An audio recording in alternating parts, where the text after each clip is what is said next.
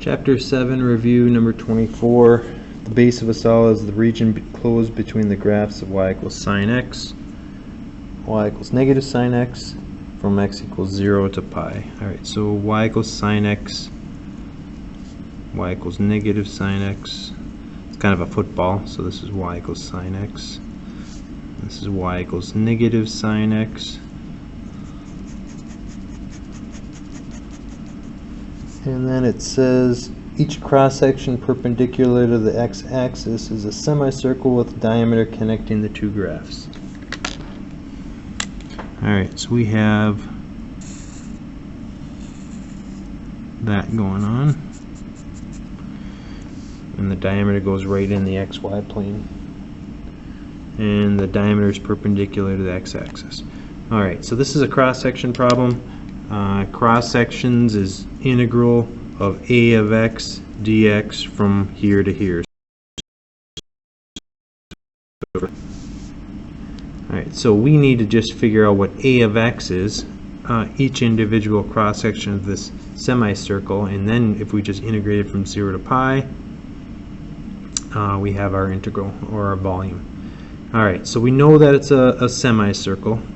So semicircle is 1/2 pi r squared.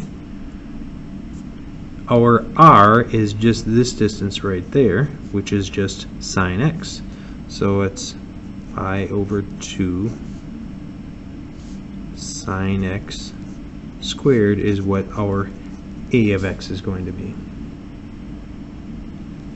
I just made the 1/2 pi over 2, and your r is sine x, so sine x squared. So our integral is from 0 to pi of pi over 2 sine squared x dx.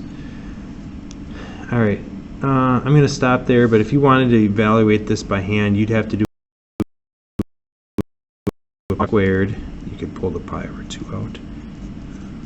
But the integral of, or sine squared, is 1 minus cosine of 2x over 2, and then you'd separate 1/2 minus 1/2 cosine of 2x. So I'm going further than I thought it was going to go. From 0 to pi, and you still have a pi over 2 out front. Sorry. So sine squared becomes 1 minus cosine of 2x over 2. That's off of the pink sheet of Carl.